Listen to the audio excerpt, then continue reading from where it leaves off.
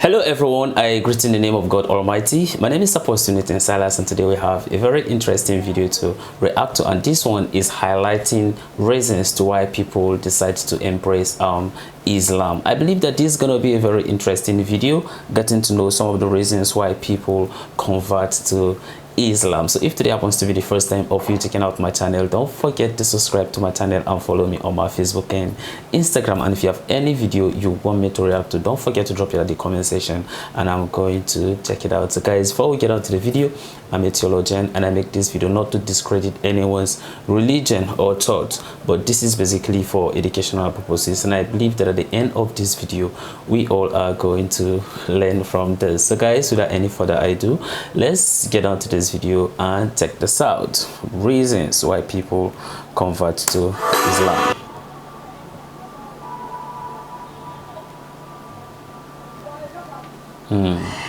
In this episode of For All Humans, we look at why people choose to embrace the religion of Islam.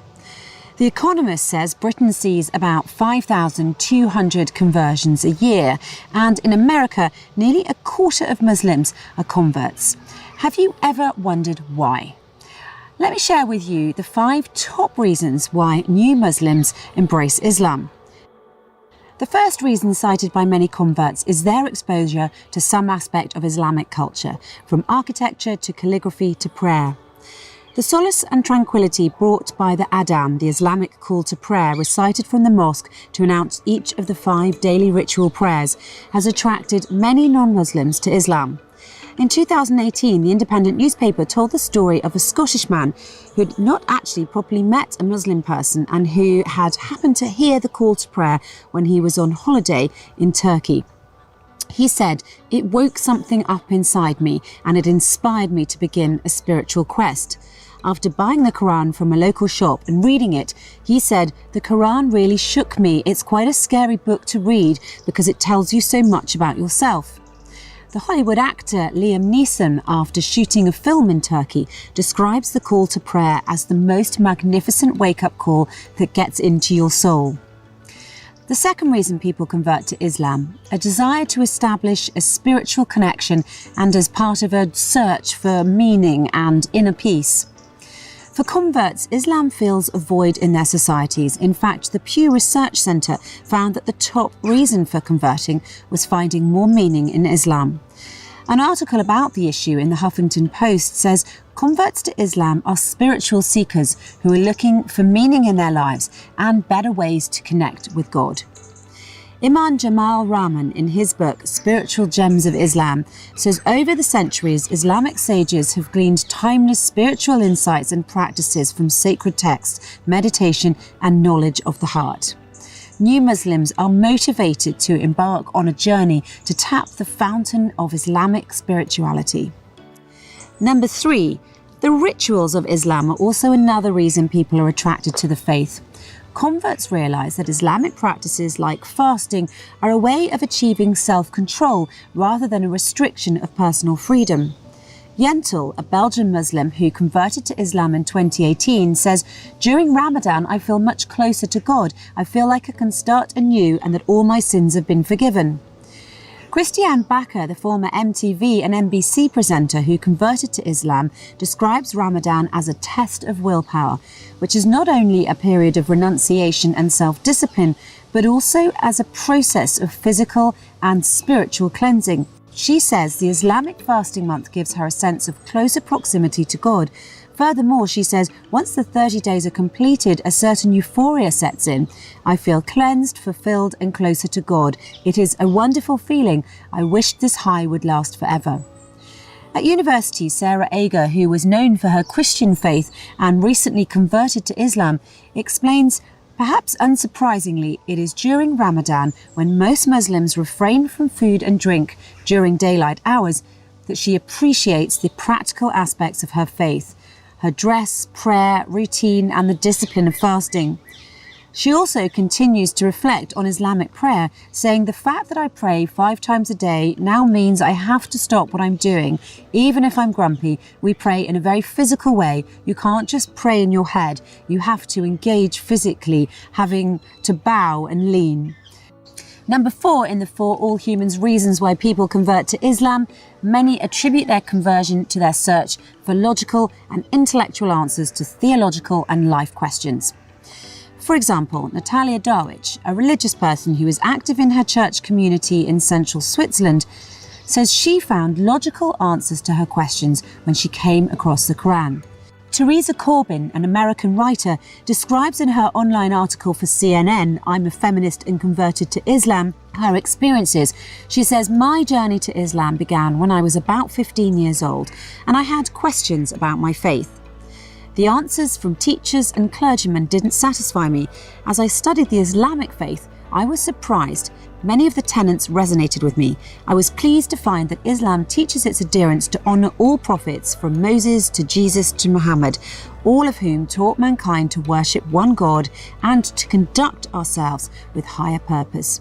Corbin further emphasises that she was drawn to Islam's appeal to intellect and astounded that science and rationality were embraced by Muslim thinkers, like al-Khwarizmi, who invented algebra, Ibn Fairness, who developed the mechanics of flight before Da Vinci, and al-Zawrawi, who is the father of modern surgery.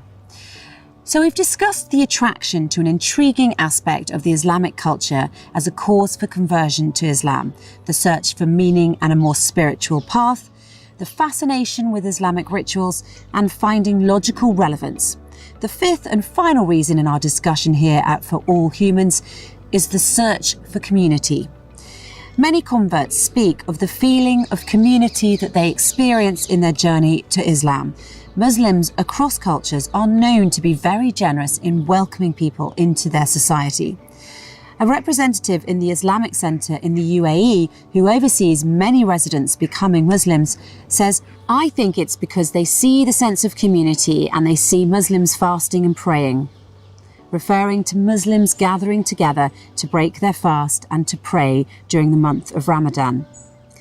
An article in The Economist describes how people can become fed up with lewdness, obscenity and indecency in their societies. They seek a sense of common purpose where Muslims from a variety of backgrounds can come together to form a diverse community which strongly emphasises the notions of decency, morality and modesty. Oh, that's a very interesting video, listening to her highlighting some of the reasons to why people join Islam. And I think that whatever, in a sense, she's saying is more or less the truth about it, because when you look at it by some of the things in the standard day, she highlights, of course, she talks about, you understand, the prayers. You know, that's one of the most important thing that people normally see, and then they begin to start considering joining Islam. Reason being is the manner, or should I say the nature in which, in a sense, Muslims conduct themselves when it comes to prayer. Of course, I have lived in a place whereby, of course, I can go and then sometimes for businesses, and then I meet some Muslim, and then once it is time, in a sense, for them to pray, irrespective of whatever amount you think that that business is going to give them, they are going to leave it. They are going to tell you, like, we are going to pray, so you have to wait for us, and then they leave. Irrespective, they will not say that, oh, let's continue with this meeting or whatever we are doing, or with this business proposal maybe probably we are talking about. Irrespective of how, in a some money we're going to make from it, they will be like, okay, you just wait, we are going to the mosque, and then we'll pray, and then when we come back, and then we continue. That's just one thing that kind of attracts many. And then at that point in time, you know, people who are not Muslim, they'll start wondering. They'll be like, okay, all right, go and pray and then come back, and then from there, in as much as, of course, we normally meet probably for business purposes, and then from there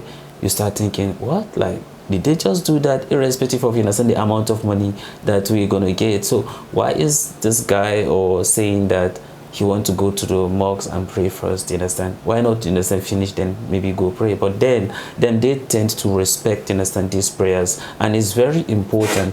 And then one aspect of important part of prayers is because that gives us an opportunity to be able to communicate with our maker, with our God, right? So we are going through so many things, of course, a lot in our family, personal lives and all that, and then the only one that we can be able to like communicate with, that can be able to understand us and then provide answers for us, is only what? Our maker. And then they have seen, you understand, the importance of doing that, and then that's the reason why, irrespective of whatever they are doing, as far as it's time for prayers, you see, they'll leave whatever they're doing and then they go into prayers. Like, that's one thing that for me, you understand, that is very attractive, you understand, for me. And then also another important thing that I feel is not that because of the rest are not good, but some of the ones that I consider them, you understand, very important are the prayers. And then another thing is, let's say, the community.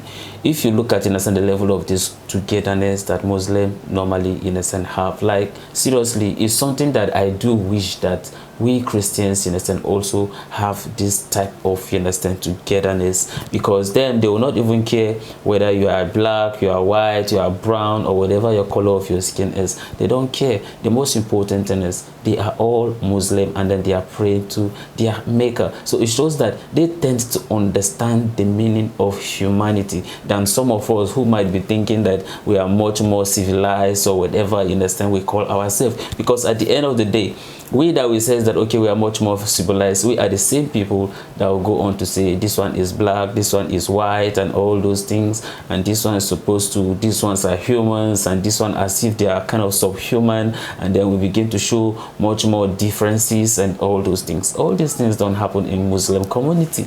All these things don't happen in Islam. The most important thing that they do like is, as far as you went on, innocent, to take that shahada, right, by proclaiming that there is one God, but there is no God but Allah, and Prophet Muhammad is the last and final messenger. As far as you went on, innocent, to say these prayers, you are like, you are their brother, like you are their everything. The kind of, you know, you are just there, you understand, with them. Everything they do, they make sure that they kind of include you in everything. They kind of show you that level of love and all that. That's what, you understand, you tend to experience. And then for the fasting and then the rest of other things, of course, they are all important. And then it's encouraging that since we have realized that the only way we can communicate with God is through prayers, and then it is also very important that what you go through when it's fasting, right? You might have a particular need, right? Or you even want to even thank God for everything God has been doing to you. Like now that we are actually in the last month of the year, you can just go on, you understand, on fasting, even on your own. You can decide, you understand, to go on a fasting, right? You pray to appreciate God, you understand, and worship Him for all He has been doing for you. Of course, there are a lot of us that throughout this year, or throughout like many years, we have not even visited, like, go to hospital in the name of like we are sick, right? So what are we supposed to do? We just go to God and then thank Him. Or the best thing we can even do is that just kind of buy things and then give out to people, right? It's in a way of what? Saying, God, I appreciate you, you understand, for everything, right? And that's what most Muslims do, that they call it what? The charity, the act of the charity, the act of giving, right? They are very good, you understand, at doing that. And then because of that very thing, I want to say something. A particular lady sent me a message at the comment session, and then she's saying that due to some of the things, in the sense, that is happening, in the sense, at the moment in Palestine, that she is currently, is it in Yemen, something of that nature, and then she needed help, that because of this war that she have lost her parent, okay, and then she is Muslim, and then she went on to drop her WhatsApp number that she needed, you understand, help, that she also have some of her brothers and younger ones, and then they are very young, and then they are in need of a rent, that their rent, in a sense, has finished. So she kind of dropped her WhatsApp number. So I want to talk to you, in a sense, about this. I want to say that for some of you who can help, I would like to drop this, in a sense, at the maybe comment section or something like that, the WhatsApp number. You guys can kind of chat her up and then see how best you guys can kind of help her. I think that she really need help. I do not know, you understand, if it is true or not. You know, people nowadays can do so many things, but then maybe probably I feel that maybe what she's saying, you understand, is true. So for some of you who can kind of help, okay, you can kind of reach out, okay, whatever you know, you can be able to like contribute to better her life, so that maybe probably you guys can kind of contact her, you understand, direct, okay, and then communicate with her, ask her anything that you know that you can help. I think it will do something for her. Okay, so this is the end of our video. If you like my reaction, you should like, share and subscribe. And if you have any video you want me to react to, don't forget to drop it at the comment section and I'm going to check it out. So guys, you remain blessed and I see you in my next video. Bye bye.